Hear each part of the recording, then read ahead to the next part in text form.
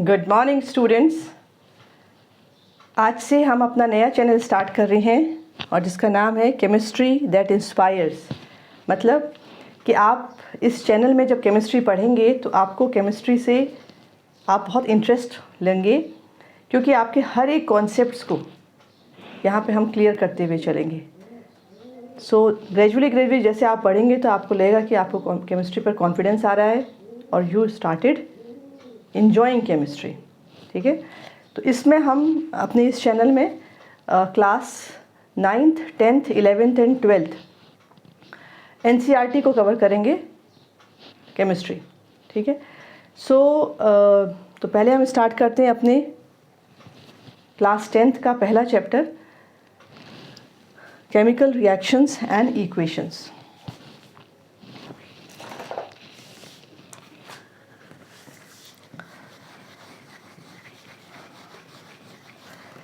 ये chapter start करने से पहले थोड़ा सा जो आपने पहले पढ़ा है उसका बेस भी देख लेते हैं, उसका बेस रिवाइज कर लेते हैं। आपने पढ़ा है क्लास 9th में कि मैटर क्या होता है। आप जानते हैं मैटर मतलब वह कोई भी सब्सटेंस जो आपके सराउंडिंग में है, जो कि या तो गैसियस फॉर्म में, लिक्विड फॉर्म में, सॉलिड फॉर्म में और एनी अदर फॉर्म में, तो वो क्या है, मैटर है। कुछ भी, like I am standing in front of you, मैं एक मैटर हूँ। ये पेन, ये एक मैटर है। ये बोर्ड, ये एक मैटर है। मोबाइल, वो एक मैटर है। हवा मैटर है, पानी मैटर है। ठीक है, ऑल इज़ मैटर। अब मैटर जो है दो प्रकार के होते हैं, एक हमारा प्योर और दूसरा मिक्सचर। जो प्योर है, प्योर का मतलब हुआ कि इसके सारे के सारे जो कॉन्स्टिट्यूएंट पार्टिकल्स होंगे वह एक ही प्रकार का केमिकल नेचर शो करेंगे। ठीक है, all constituent particles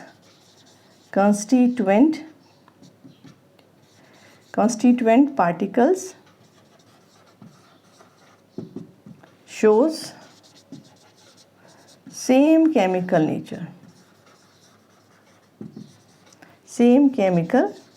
nature, all. Okay, ये हो गया। मिक्सचर कोई फिक्स्ड रेशियो नहीं होगा, नो फिक्स्ड रेशियो। आप इसमें जो मिलाएंगे, इसमें जो मैटर है या जो भी सब्सटेंसेस है उसका कोई भी फिक्स्ड रेशियो नहीं है। जैसे फॉर एग्जांपल हम कहेंगे ऑयल प्लस वाटर, सॉइल और सैंड, राइट। अब हम देखते हैं प्योर में आपके अगेन दो प्रकार के होते हैं। कौन कौन? वन इज एलिमेंट और दूसरा इज कंपाउंड। एलिमेंट मैटर जो अपनी जो नेचर में जैसे अवस्था में पाए जाते हैं उसको हम एलिमेंट कहेंगे। एलिमेंट में फिर जो सबसे छोटी यूनिट होती है वो एटम है और ये हो गया मॉलिक्यूल। तो एलिमेंट में जैसे हम कहेंगे hydrogen is an element. Hydrogen nature में पाया जाता है, हाइड्रोजन के रूप में पाया जाता है, तो hydrogen is an element. Oxygen is an element, nitrogen is an element, sulphur is an element. ठीक है, aluminium is an element. Atom जो सबसे छोटी यूनिट है, एलिमेंट की सबसे छोटी यूनिट क्या है? That is an atom. So जैसे 1 hydrogen atom, 1 oxygen atom. Molecule 2 और more atoms combine to form molecule, जैसे कि H2O2। ठीक है, इसी प्रकार से हम कहेंगे aluminium Al। So there are certain examples, जैसे Cl2, ये मॉलिक्यूल फॉर्म है जिसमें आपके दो, दिस इज़ एटॉमिक फॉर्म है। ठीक है, तो आपने ये देखा है, क्योंकि अभी हम जब केमिकल रिएक्शन पढ़ेंगे तो हमें यहाँ पे एलिमेंट पता होना है, कंपाउंड पता होना है, एटम पता होना है, मॉलिक्यूल पता होना है। अब कंपाउंड क्या है? 2 और 2 से अधिक एलिमेंट मिलकर के कंपाउंड बनाते हैं। जैसे कि हमने कहा एक हाइड्रोजन एलिमेंट है, दूसरा ऑक्सीजन एलिमेंट है, ये मिल करके H2O बनाएगा। ठीक, पानी बनाएगा। अब पानी का एक निश्चित फॉर्मूला है जिसको हम कहते हैं H2O। ये क्या फॉर्मूला है? This is called chemical formula. इसको क्या कहते हैं? Chemical formula. Chemical formula. अब केमिकल फॉर्मूला बनाने का भी एक तरीका है, उसका एक नियम है। नियम क्या है कि कोई भी एलिमेंट है उसकी कुछ वैलेंसी होती है, ठीक है। Valency, VALENCY। वैलेंसी क्या होती है? आपने थोड़ा बहुत पढ़ा है क्लास 9th में कि जो एलिमेंट्स हैं उनका हम नंबर ऑफ़ इलेक्ट्रॉन्स को हम अरेंज करते हैं। This is KLMN। आपने पढ़ा है KLMN। ये हमारे क्या हैं? ऑर्बिटल हैं। इसमें हम अरेंज करते हैं, ठीक है। इसमें हम क्या करते हैं? अरेंज करते हैं। तो अब आप अगर हाइड्रोजन की बात करते हैं तो हाइड्रोजन K है, जिसके पास एक ही इलेक्ट्रॉन है। ऑक्सीजन का देखते हैं तो K और L है, K और L, इसके 2 और 6 इलेक्ट्रॉन्स हैं, ठीक है। तो हम देखते हैं कि हाइड्रोजन के आउटर मोस्ट में 1 इलेक्ट्रॉन है और ऑक्सीजन के आउटर मोस्ट में 6 इलेक्ट्रॉन है। अब आपने ये भी पढ़ा है कि कोई भी जो एलिमेंट है वो अपने आप को स्टेबल करना चाहता है, और स्टेबल कॉन्फ़िगरेशन क्या होता है? स्टेबल कॉन्फ़िगरेशन होता है 2, 8, 18। ये स्टेबल कॉन्फ़िगरेशन है। 18, 32 आउटर मोस्ट में अगर इतने हैं तो ये स्टेबल कॉन्फ़िगरेशन है। अब हाइड्रोजन के पास 1 है तो वो 1 लेना चाहेगा, ठीक है, क्या करने के लिए? स्टेबल करने के लिए। इसी प्रकार से ऑक्सीजन के पास आउटर मोस्ट में 6 हैं तो वो 2 लेना चाहेगा अपने आप को स्टेबल करने के लिए, ठीक है। या दूसरी तरफ से ये हाइड्रोजन के पास 1 है, ये अपना 1 और दे देना चाहेगा ताकि बिल्कुल भी 0 हो गया तो हम स्टेबल हो जाएंगे, ठीक है। तो जितना उसको, यानी कि वो जितना दे सकता है और जितना ले सकता है वही उसकी वैलेंसी है, और आगे चल के आप देखोगे वो उसकी ऑक्सीडेशन स्टेट हो जाती है, ठीक है। ऑक्सीडेशन स्टेट अंतर ये होता है कि वो प्लस और माइनस फॉर्म में होती है, लेकिन वैलेंसी को हम सिर्फ नंबर से दिखाते हैं। तो यहाँ पे जब हम ऑक्सीजन और इसको हाइड्रोजन की बात कर रहे हैं तो आप देखोगे कि हाइड्रोजन की जो है वैलेंसी 1 होती है और ऑक्सीजन की वैलेंसी 2 होती है, क्योंकि इसको 2 चाहिए है आउटर मोस्ट को कंप्लीट करने के लिए। तो अब ये क्या करेगा? ये इधर आ जाएगा, ये इधर आ जाएगा, ठीक है। तो H2O, यानी कि 2 हाइड्रोजन को अपने इलेक्ट्रॉन्स देने पड़ेंगे, 2 हाइड्रोजन एटम को 1 ऑक्सीजन को अपने इलेक्ट्रॉन्स देने पड़ेंगे, तब जा कर के ऑक्सीजन जो है वो सेटिस्फाई हो जाएगा और ये एक फॉर्मूला हमारे पास बन जाएगा, ठीक है। तो this is the way formula. इसी प्रकार से अगर हम कार्बन डाइऑक्साइड को देखते हैं तो कार्बन C और O 2 एलिमेंट्स इसमें लेते हैं। कार्बन की वैलेंसी 4 है, ऑक्सीजन की वैलेंसी 2 है। इसको हम सिंप्लीफाई कर लें, 2 और 1, तो दिस यहाँ और ये, तो ऑक्सीजन की वैलेंसी इसके पास चलेगी CO2। तो ये फॉर्मूला आ गया, ठीक है। तो कोई भी फॉर्मूला जब बनाने के लिए हमारे पास वो एलिमेंट्स की वैलेंसी क्या है वो हमारा आधार होता है कोई भी फॉर्मूला बनाने के लिए, ठीक है। और वो फॉर्मूला जो है वो स्टेबल है, उसमें चेंज नहीं होता। जैसे वाटर है उसका फॉर्मूला हमेशा H2O ही होगा और कुछ भी नहीं होगा। कार्बन डाइऑक्साइड है उसका हमेशा CO2 ही होगा और कुछ नहीं होगा, ठीक है। तो ये जो है फॉर्मूला कभी चेंज नहीं होता है। अगर फॉर्मूला चेंज हो जाएगा तो कोई दूसरी चीज़ बन जाएगी, ठीक है। तो यही आपके यहाँ पे क्या होता है, प्योर में क्या होता है कि जो all constituent particles show same chemical nature, उनका केमिकल फॉर्मूला और केमिकल नेचर, यानी कि पानी है, पानी के जितने मर्जी मॉलिक्यूल्स ले लेंगे वो एक ही प्रकार का व्यवहार करेंगे, ठीक है। तो ये एक जनरल बेसिक थी। दूसरा आपने एक और चीज़ पढ़ी हुई है, law of conservation of mass. Law of conservation of मास मतलब कि जितना आप मास रिएक्टेंट साइड में लेते हैं उतना ही मास प्रोडक्ट साइड में भी बनेगा। तो दूसरा आपका नियम है law of conservation of mass. Law of conservation of मास। हमने क्या किया, H2 लिया, यानी कि अगर एक हाइड्रोजन है, ठीक है, इसमें 2 हाइड्रोजन के एटम्स हैं या एक मॉलिक्यूल है, राइट। तो हम कह रहे हैं कि अगर एक हाइड्रोजन के एटम का वज़न 1 ग्राम है तो 2 हाइड्रोजन के वज़न का वज़न 2 ग्राम हो गया, प्लस ऑक्सीजन। अब ऑक्सीजन कभी भी O नहीं होता है क्योंकि ये ज़्यादा रिएक्टिव है, ये O2 में बनेगा, उसको भी बताएंगे अभी आपको, ठीक है। O2 बनाता है। अब इससे बनेगा क्या, H2O, क्योंकि H2O हमेशा पानी ही रहेगा। तो अगर ये ऑक्सीजन करना है तो हम यहाँ पे ट्वाइस कर दें, तब हमारे पास क्या हो जाएगा, 4 ग्राम ऑफ ऑक्सीजन हाइड्रोजन हो गया, और ये ऑक्सीजन के एक एटम का वज़न होता है 16 ग्राम, इसका हो गया 32 ग्राम, तो ये कितना हो गया 36, और ये ट्वाइस हो गया। सो 2 हाइड्रोजन के एटम का वज़न कितना हो गया 36, यानी कि एक का कितना हो गया, सो 1 का कितना हो गया H2O इज इक्वल्स टू 18 ग्राम। तो आपने देखा कि यहाँ जितना हमने लिया है कंजर्वेशन ऑफ मास, यानी कि यहाँ जितना मास लिया गया है उतना ही मास प्रोडक्ट साइड में भी प्रोड्यूस हो रहा है। This is called law of conservation of mass. Mass conserve रहेगा, ना तो बढ़ेगा ना घटेगा। This is 1। Number 2 is definite proportion. Law of definite proportion, law of definite proportion.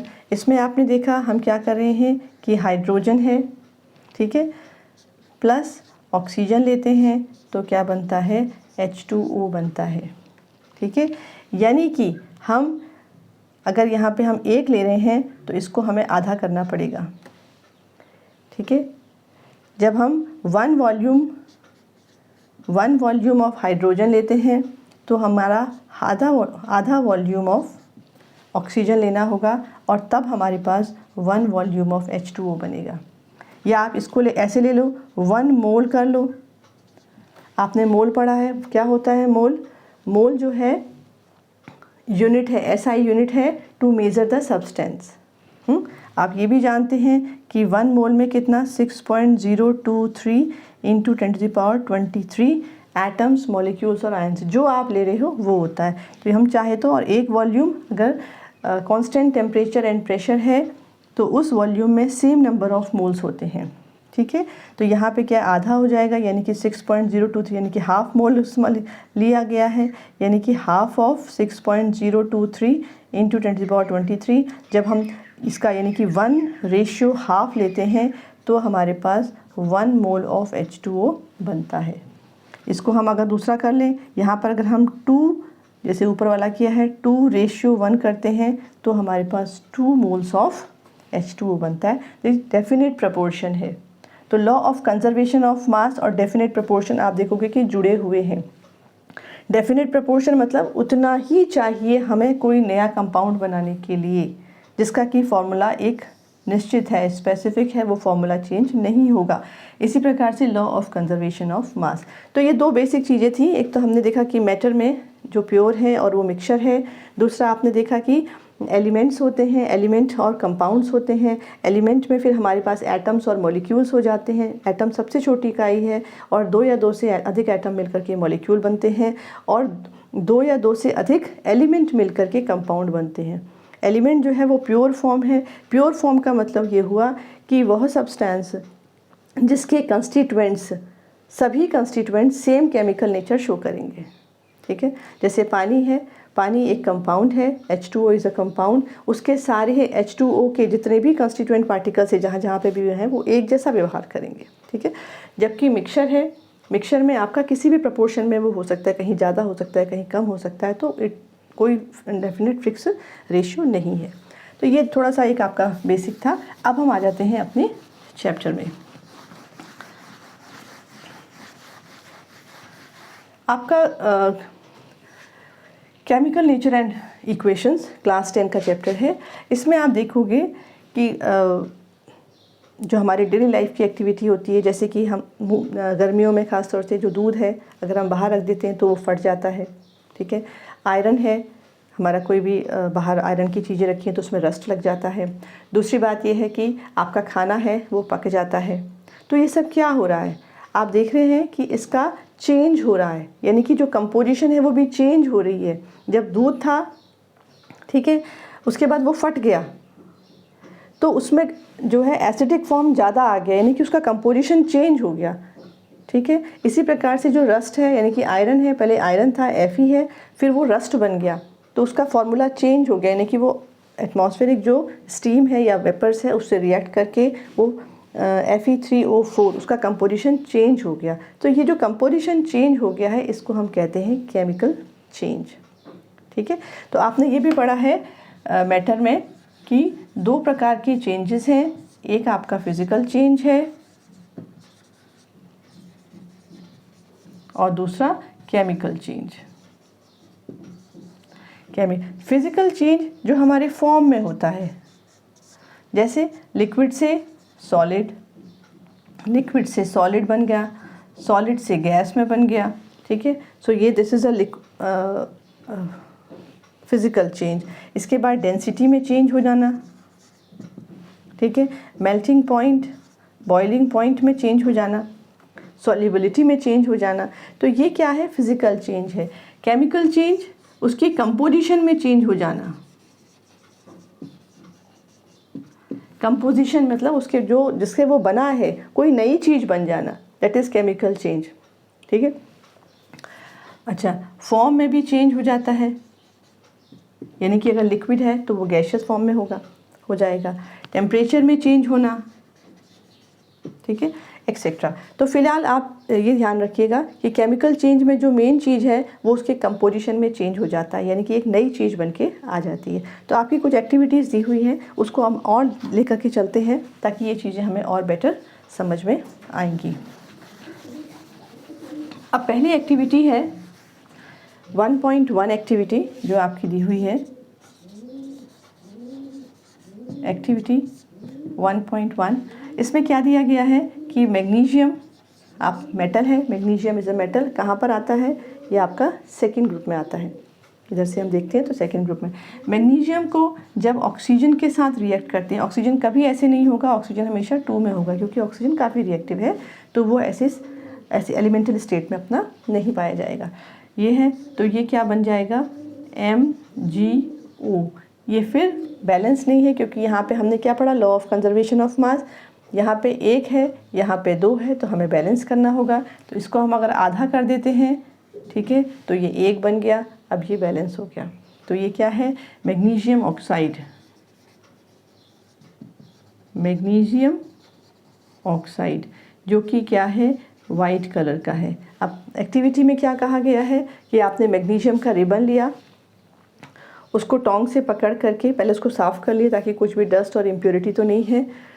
Tong से पकड़ करके उसको बर्न किया, यानी कि बर्न जब हम करेंगे in the presence of oxygen होगा, तो क्या हो जाएगा, ये white powdery form, white powder बनेगा। और ये वाइट पाउडर क्या है, MgO है। तो आप देखेंगे कि Mg से MgO में कन्वर्ट हो गया, पूरा कंपोजिशन उसका चेंज हो गया, एक नया ही चीज़ बन गया। ये केमिकल रिएक्शन है। इसी प्रकार से जो दूसरी एक्टिविटी है 1.2, जिसमें क्या दिया हुआ है, लेड नाइट्रेट PbNO3 का होल ट्वाइस प्लस Ki। अब PbNO3 ऐसे लिखते हैं, लेड नाइट्रेट का फॉर्मूला यही होगा, ये चेंज नहीं हो सकता। अगर वो लेड नाइट्रेट है तो यही रहेगा, अगर कुछ और तो फिर वो बदल जाएगा, ठीक है। अब इसमें क्यों है ऐसा, क्योंकि जो Pb है इसकी वैलेंसी 2 होती है, ये 2 इलेक्ट्रॉन देना चाहता है अपने ऑक्टेट को कंप्लीट करने के लिए। नाइट्रोजन NO3 है, ये एक आयन फॉर्म में है जो कि 1 नेगेटिव होता है, लेकिन हम यहाँ पे वैलेंसी जब लेते हैं तो हम साइन को नहीं कंसीडर करते, तो हम ये कर लेंगे 1, ठीक है। NO3 1 होता है, क्यों होता है इसको भी देख लीजिए, क्योंकि नाइट्रोजन जो है और ऑक्सीजन है, ऑक्सीजन के पास को 2 इलेक्ट्रॉन चाहिए हैं, नाइट्रोजन को 5 चाहिए हैं, तो 2 इलेक्ट्रॉन लेना आसान है 5 की अपेक्षा। तो ये जो ऑक्सीजन है ये ज़्यादा पावरफुल होगा, इसके नंबर ऑफ़ इलेक्ट्रॉन्स जो हैं ज़्यादा हैं, तो इसके पास न्यूक्लियस में भी नंबर ऑफ़ प्रोटॉन्स ज़्यादा हैं, तो ये ऑक्सीजन जो है ज़्यादा स्ट्रॉन्ग पावरफुल होगा। तो इसलिए ये इसको 2 चाहिए, 3 2 जा 6 हो गया, जबकि इसके पास हम कहें कि 5 इलेक्ट्रॉन आउटर मोस्ट में है तो इसको 3 चाहिए, ठीक है। तो 2 वाले को लेना आसान होगा, तो ये क्या हो जाएगा, नाइट्रोजन के आउटर मोस्ट में 5 है, ऑक्सीजन को 2 चाहिए और यहाँ पे 3 है, तो कितना हो गया, 2 × 3 = -6, तो 5 और 6 = 1। तो हम यहाँ पे वैसे तो -1 इसकी ऑक्सीडेशन स्टेट होगी, लेकिन यहाँ पे वैलेंसी में हम इसको नहीं लेते हैं, तो ये इस तरीके से बना देंगे। तो PbNO3 क्योंकि Pb2 है, NO3 का होल ट्वाइस, ठीक है। पोटेशियम आयोडाइड, तो ये हमने सॉल्यूशन फॉर्म में लिए हैं, ये सॉल्यूशन लिया है, ये भी सॉल्यूशन लिया है, ठीक है। And both are white solutions. क्या है ये, वाइट सॉल्यूशन है, this is also white, this is also white. जब ये रिएक्शन करते हैं तो क्या बन जाएगा, KNO3। अब देखो KNO3, क्योंकि K का +1 होता है, K का ऑक्सीडेशन 1 है, NO3 का भी 1 है, ठीक है। ऑक्सीडेशन स्टेट -1 है, वैलेंसी 1 है, तो ये सिंपल इस तरीके से बन गया, ठीक। प्लस PbI2, आयोडीन का 1 है, Pb का 2 होता है, तो PbI2 हो गया, जो कि एक येलो प्रेसिपिटेट बनाएगा। PPT प्रेसिपिटेट मतलब जो नीचे सेटल डाउन हो जाएगा। अब ये हमारे बैलेंस नहीं है, तो इसको हम यहाँ ट्वाइस कर देते हैं, यहाँ ट्वाइस कर देते हैं, तो ये बैलेंस हो गया। लॉ ऑफ कंजर्वेशन ऑफ मास और डेफिनेट प्रपोर्शन मतलब ये इसी प्रपोर्शन में बनेगा तभी कोई कंपाउंड बनेगा। अगर वो उस प्रपोर्शन में नहीं बनेगा, क्योंकि हमने ये कहा कि एक Pb होगा और 2 आयरन होंगे, तभी वो बनेगा। नंबर 3 एक्टिविटी है, इसमें आप देख रहे हैं कि ये सॉल्यूशन है, ये सॉल्यूशन है, ये भी सॉल्यूशन बना, लेकिन ये प्रेसिपिटेट बन गया। तो जो ये फॉर्म में चेंज हो गया, सॉल्यूशन जो था PbNO3 का होल ट्वाइस से येलो प्रेसिपिटेट में बन गया, और कंपोजिशन भी चेंज हो गई और कलर भी चेंज हो गया, ठीक है। तो ये केमिकल चेंज में क्या देखा हमने, कंपोजिशन चेंज हो गई, फॉर्म चेंज हो गया, कलर भी चेंज हो रहा है, ठीक है। और जब कोई रिएक्शन होती है तो उसमें टेम्परेचर में भी फ़र्क होता है, या तो टेम्परेचर बढ़ जाता है कई बार कम हो जाता है। तो ये अभी आप आगे पढ़ेंगे एक्सोथर्मिक और एंडोथर्मिक रिएक्शंस क्या होती हैं, ठीक है। तीसरा है कि जिंक के ग्रैन्यूल्स लिए हैं, जिंक के ग्रैन्यूल्स मतलब जिंक के टुकड़े लिए हैं, प्लस उसको डाइल्यूट HCl से या H2SO4 से, डाइल्यूट मतलब उसमें HCl के जो मॉलिक्यूल्स हैं उसकी संख्या कम है और पानी की संख्या ज़्यादा है, तो दैट इज़ डाइल्यूट। इसको लिया तो इसमें क्या किया, इसने ये ग्रैन्यूल्स लिए हैं, ठीक है। क्या बन जाएगा, ZnCl2 बनेगा या और ZnSO4। Again same thing, Zn की ऑक्सीडेशन स्टेट या Zn की जो वैलेंसी होती है, हम वैलेंसी पर बात करते हैं, अभी ऑक्सीडेशन स्टेट आपका नहीं है कोर्स में तो उसको नहीं लेते। Zn की जो वैलेंसी है वो 2 है और Cl की वैलेंसी 1 है, तो क्या हो गया ZnCl2 1, इस प्रकार से कर लिया, तो ये ZnCl2 आ गया, ठीक है। SO4 एक आयन है, SO4 जो है 2 इसकी वैलेंसी होती है, या इसकी 2 नेगेटिव है, बेसिकली 2 नेगेटिव है, और Zn जो है 2 पॉजिटिव है, तो हम साइन को नहीं ले रहे हैं, तो इसलिए Zn दोनों के दोनों ये आपस में, ठीक है। तो ये बन गया, प्लस H2 गैस निकल गई, ये गैस को ऊपर से तीर निकालते हैं तो ये गैस फॉर्म होता है, और प्रेसिपिटेट के लिए नीचे, क्योंकि प्रेसिपिटेट सेटल हो जाता है तो प्रेसिपिटेट के लिए हो गया, और ये गैस हो रही, तो ये, तो आप देखोगे कि इसमें गैस फॉर्म हो रही है, ठीक है। कंपोजिशन कम्प्लीटली चेंज हो गया है, ये सॉल्यूशन बना फिर से, राइट। सो ये सारे के सारे क्या हैं, केमिकल चेंजेस हैं। अभी ये बैलेंस नहीं है, तो इसको हम अगर HCl लेंगे तो यहाँ पर हमें ट्वाइस लगाना पड़ेगा, और ये हो गया, ये लेंगे तो ज़रूरत नहीं है। तो ये क्या है, this is all chemical reaction, ठीक है। ये केमिकल रिएक्शन है, और केमिकल रिएक्शन क्या होती है कि जिसमें जो हमने रिएक्टेंट साइड ले रखा है और जो प्रोडक्ट साइड बना है उसमें completely change in chemical composition, उसकी देखो केमिकल कंपोजिशन बिल्कुल ही चेंज हो गई है, एक नया ही सब्सटेंस, एक नया ही प्रोडक्ट बन गया है, तो ये केमिकल रिएक्शन कही जाती है, ठीक है। इसके बाद अब हम देखते हैं आगे क्या है आपके केमिकल इक्वेशंस। नेक्स्ट देखते हैं केमिकल इक्वेशन। अब जैसा कि नाम से आ रहा है केमिकल इक्वेशन जैसे कि हम मैथ्स में भी पढ़ते हैं, जैसे ही इक्वेशन की बात आ गई तो उसमें लेफ़्ट हैंड साइड और राइट हैंड साइड की बात आ जाती है। इक्वेशन मतलब जब हम इक्वेशन कहते हैं, इक्वेशन मतलब left hand side is equals to right hand side. अब केमिस्ट्री की भाषा में इक्वल्स टू की जगह पर हम ले लेते हैं एरो, ठीक है। लेफ़्ट हैंड साइड में हमारे रिएक्टेंट्स होते हैं और इससे हमारे प्रोडक्ट्स होते हैं, ठीक है। अगेन इक्वेशन जब हम बना रहे हैं left hand side is equals to right hand side होगा, फिर law of conservation of mass आपको लगाना है कि जितने एलिमेंट्स हमने लेफ्ट हैंड साइड में लिए हैं उतने ही एलिमेंट्स हमारे राइट हैंड साइड को भी होने हैं। ठीक है, तो आप कोई भी हम अगर ले लेते हैं, जैसे फॉर एग्ज़ाम्पल हमने पहली रिएक्शन ली थी Mg + O बराबर MgO। मैंने आपसे कहा ये O कभी नहीं होगा, तो ये हमेशा ऐसे होगा। ठीक है, तो अब देखते हैं इसमें हमने कौन कौन से एलिमेंट्स ले रखे हैं। तो सबसे पहले हम देखें कि नंबर ऑफ़ एलिमेंट्स हमने कौन कौन से लिए हैं। Mg ले रखा है और ऑक्सीजन ले रखा है। अब देखें कि लेफ़्ट हैंड साइड में ये एलिमेंट्स की कितनी संख्या है, क्योंकि हमें एलिमेंट्स की संख्या बराबर करनी है, तभी हमारा law of conservation mass follow होगा। ये हो गया राइट हैंड साइड। तो Mg इसमें कितना है, 1 है, इसमें कितना है, 1 है। Oxygen element left hand side में 2 है, इसमें कितना है, 1 है। तो इसका मतलब हमें ऑक्सीजन को ही बैलेंस करना है। सबसे पहले हम उसको बैलेंस करते हैं जो सबसे ज़्यादा मात्रा में होता है। ठीक है, तो हम क्या करें कि हमारे पास एक रास्ता ये है कि हम इसको यहाँ पे ट्वाइस कर दें। जैसे ही हम इसको यहाँ ट्वाइस कर देते हैं तो Mg फिर हमारा कम हो गया यहाँ वाला, तो फिर हम इसको यहाँ पे इंटू 2 कर दें, यानी कि यहाँ पे इंटू 2 कर दें, तो हम देखेंगे कि ये अब हमारी इक्वेशन बैलेंस हो गई है। ठीक है, इसी प्रकार से और दूसरी इक्वेशन देखते हैं, जैसे कि जो आपकी बुक में दे रखी है उसको भी हम साथ साथ लेके चलते हैं। जैसे कि ZnSO4 Zn + H2SO4, इसमें क्या देखा, कौन कौन से एलिमेंट्स हैं, एक Zn है, एक H है, एक S है, एक O है। ठीक है, ये है।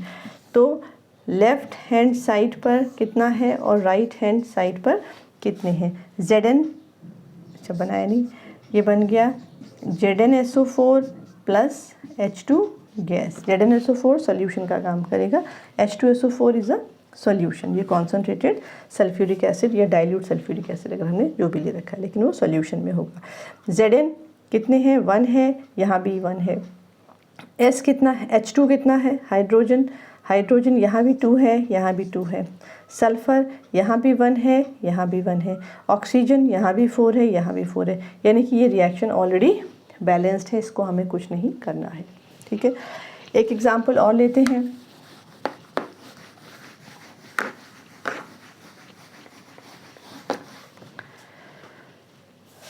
आयरन + H2O, ये ध्यान रखिएगा, ये आयरन है और आयरन जो है स्टीम या वेपर से, वेपर फॉर्म ऑफ वाटर, जो आपने देखा है रस्ट लगता है, कैसे लगता है, क्योंकि हमारे एटमॉस्फेयर में मॉइस्चर है, यानी कि वेपर है। वेपर फॉर्म ऑफ वाटर जब लेता है तो ये बना देता है रस्ट, और रस्ट का फॉर्मूला होता है Fe3O4। ये रस्ट है, जिसको कि हम आयरन ऑक्साइड भी कहेंगे, आयरन ऑक्साइड। ठीक है, आयरन ऑक्साइड कहेंगे, ये रस्ट है। तो अब देखिएगा इसको हम कैसे बैलेंस कर सकते हैं। ये हमारी, ये तो रिएक्शन हो गई, लेकिन क्या ये इक्वेशन बैलेंस है, लेट अस चेक। हम इसको चेक करें। सबसे पहले हमने कौन कौन से एलिमेंट्स लिए हैं ये देखते हैं। आयरन है इसमें, Fe, हाइड्रोजन है, ऑक्सीजन है।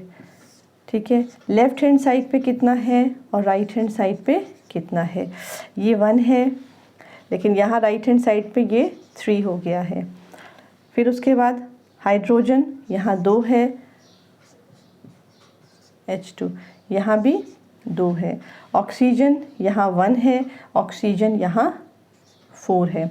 अब हमारे पास सबसे पहला नियम बैलेंसिंग करने के लिए हम इनको ब्लॉक कर देते हैं। नंबर 1, हम इसको क्या करते हैं, एक बॉक्स बना देते हैं। और क्यों बना रहे हैं बॉक्स, क्योंकि ये जो फॉर्मूला है, आयरन मेटलिक फॉर्म में Fe ही होता है, कुछ और नहीं होगा। H2O वेपर फॉर्म लिया है, मॉइस्चर फॉर्म है, तो ये जो है H2O ही रहेगा, इसका फॉर्मूला चेंज नहीं हो सकता। Fe3O4 जो आयरन ऑक्साइड है उसका भी फॉर्मूला चेंज नहीं होगा, और हाइड्रोजन जो गैस के रूप में निकल रही है इसका भी फॉर्मूला यही रहेगा। इसलिए हमने इसको बॉक्स में, तो पहला स्टेप हो गया, इसको हमने जो हमारे फॉर्मूले हैं उसको हमने बॉक्स में कर दिया, यानी कि वो चेंज नहीं होंगे। नंबर 1। नंबर 2, जो स्टेप है कि सबसे पहले जो सबसे ज़्यादा नंबर ऑफ़ एलिमेंट है, इसमें सबसे ज़्यादा नंबर ऑफ़ कौन सा है, ऑक्सीजन है जिसकी संख्या सबसे ज़्यादा है, तो हम सबसे पहले उसको ही बैलेंस करेंगे। ठीक है, तो सबसे पहले हम ऑक्सीजन को बैलेंस करते हैं। देखिए सेकंड स्टेप, पहला स्टेप हमने बॉक्स बना दिया। सेकंड स्टेप क्या है, आयरन प्लस H2O बराबर Fe3O4 प्लस H2। तो सबसे पहले हमें ऑक्सीजन को करना है, तो हम यहाँ पे इसको 4 कर देंगे, तो हमारा ऑक्सीजन बैलेंस हो गया, यानी कि हमने क्या किया, इंटू 4 कर दिया इसको। ठीक है, नेक्स्ट स्टेप थर्ड क्या बनाएंगे, जैसे ही हमने ऑक्सीजन को बैलेंस किया हाइड्रोजन डिस्टर्ब हो गया, तो हम अब हाइड्रोजन को बैलेंस करेंगे। तो फोर्थ स्टेप हमारा हो गया, ऑक्सीजन के कारण जो दूसरा एलिमेंट डिस्टर्ब हुआ है उसको हम बैलेंस करें। ठीक है, तो हमारा हाइड्रोजन भी बैलेंस हो गया, यानी कि हमने क्या किया, इंटू 4 कर दिया। ठीक, यहाँ पे हमारा आ गया था। इसके बाद आप देखें आयरन है, आयरन 3 है, तो यहाँ पे हमारा हाइड्रोजन का ले लिया हमने, हाइड्रोजन को बैलेंस कर लिया, हाइड्रोजन को बैलेंस कर लिया। और फोर्थ स्टेप में हमने क्या किया है, आयरन को बैलेंस यानी कि इंटू 3 कर देते हैं, आयरन को बैलेंस। ठीक है, Fe बैलेंस, Fe को हमने बैलेंस कर दिया है, तो ये 3 हो गया। अब आप देखेंगे कि जो रिएक्शन बन गई Fe प्लस 4H2O बराबर Fe3O4 प्लस 4H2, Fe को हमने 3 ले लिया, तो ये क्या हो गई, this is a balanced equation. तो पांचवा आपका स्टेप हो गया कि आपने balanced form of the equation लिख दिया। इसके बाद 6th स्टेप हमारा क्या है, हम स्टेट को देखेंगे। क्या देखेंगे, स्टेट को देखेंगे, यानी कि उनकी कौन सी फिजिकल स्टेट कैसी है। आयरन है, हम जानते हैं कि जो Fe है वो सॉलिड अवस्था में होगा। ठीक है, प्लस 4H2O, ये हमने क्या लिया है, स्टीम अवस्था यानी कि वेपर, स्टीम या वेपर। इसके बाद Fe3O4 ये सॉलिड अवस्था में है, प्लस 4H2 ये गैसियस अवस्था में है। तो इनकी जो स्टेट है उसके बाद हम स्टेट लेते हैं। तो दीज आर द स्टेप्स जिसके द्वारा आप किसी इक्वेशन को, पहले किसी रिएक्शन को इक्वेशन फॉर्म में रख करके और फिर इक्वेशन को हम बैलेंस करते हैं। ठीक है, तो ये हमारा आज का टॉपिक हमारा कंप्लीट होता है। इसके बाद हम नेक्स्ट करेंगे टाइप्स ऑफ रिएक्शंस। ठीक है, और मैं आपसे ये कहूँगी कि आप इसके क्वेश्चंस एक बार ज़रूर देख लीजिएगा। ठीक है, आप इसके क्वेश्चंस ज़रूर देख लीजिए। और अच्छा, एक चीज़ और इसमें रह गई है कि जब कुछ कंडीशंस ऐसी होंगी जब रिएक्शंस परफॉर्म करने के लिए हमें कुछ स्पेशल कंडीशन की ज़रूरत देनी पड़ती है, तो वहाँ पर हम एरो के यहाँ पर उसको कंडीशन को मेंशन करते हैं। जैसे फॉर एग्ज़ाम्पल आप जानते हैं कि कार्बन डाइऑक्साइड और पानी मिलकर के in the presence of chlorophyll and sunlight क्या बनाते हैं, ग्लूकोज बनाता है, ऑक्सीजन बनाता है, प्लस पानी बनाता है। तो जो कार्बन डाइऑक्साइड है और जो सनलाइट है वो इन द प्रेजेंस ऑफ उसकी उपस्थिति ज़रूरी है, तो वो हम यहाँ पे लिखेंगे इन द प्रेजेंस ऑफ। ठीक है, तो ये जैसे फॉर एग्जांपल इसको मैं लिख के दिखा देती हूँ। जैसे कि हमने कहा कि कार्बन डाइऑक्साइड प्लस वाटर मिलते हैं इन द प्रेजेंस ऑफ, यानी कि सनलाइट और क्लोरोफिल की उपस्थिति में क्या बनाता है, ग्लूकोज C6H12O6 प्लस ऑक्सीजन बनता है, प्लस पानी बनता है। अब हम इसको बैलेंस कर लेते हैं, क्या बन जाएगा 6, यानी कि ये 6 हो गया। यहाँ पे हाइड्रोजन कितना है, 12 है, यहाँ पे ये है, और ये ऑक्सीजन 6 भी है, प्लस ये भी है, ये भी है। तो इसको हम अगर देखेंगे पूरा करके तो यहाँ पे हमें 12 लगाएंगे। ठीक है, यानी कि 24 और ये 12 हो गया, यहाँ पे 6 कर लेते हैं, तो ये हमारा बैलेंस हो गया। कहने का मतलब ये है इसमें इन शॉर्ट में कि हमने ये रिएक्शन तभी परफॉर्म होगी जब ये बीच का इन द प्रेजेंस ऑफ होगा सनलाइट और क्लोरोफिल, तभी ये रिएक्शन परफॉर्म होगी। इसी प्रकार से एक रिएक्शन होती है नाइट्रोजन प्लस हाइड्रोजन मिल करके अमोनिया बनाते हैं NH3। तो इसको हम N2 यहाँ पे 3 का लेते हैं, यहाँ पे ट्वाइस हो गया, यानी कि नाइट्रोजन प्लस हाइड्रोजन मिल करके अमोनिया बनाते हैं। इसमें हम specific in the presence of temperature और प्रेशर, क्या टेम्परेचर और प्रेशर हम ले रहे हैं वो स्पेसिफिक करना होता है। जैसे कि इसमें प्रेशर जो है वो 200 atm के आसपास होता है और टेम्परेचर 600 समथिंग के आसपास होता है। तो वो टेम्परेचर जब हमारा स्पेसिफाई होगा तभी अमोनिया बनेगा, ठीक है। तो ये जो स्पेशल कंडीशन लिखी जाती है वो यहाँ पर एरो के यहाँ पे लिखते हैं। तो ये आपका जो है इक्वेशन हमें कैसे लिखना है, कैसे बैलेंस करना है, ठीक है। और अगर कंडीशन स्पेशल कंडीशन होती है तो वो कहाँ पे लिखना होता है, ये हो गया। तो आज का हमारा इतना कंप्लीट हुआ। आप इसके क्वेश्चंस कीजिए और कमेंट में मुझे बताइए जहाँ पर आपको डिफ़िकल्टी हो रही है समझने में, और हम क्वेश्चंस को भी डिस्कस करेंगे। Okay, thank you so much, thank you for watching.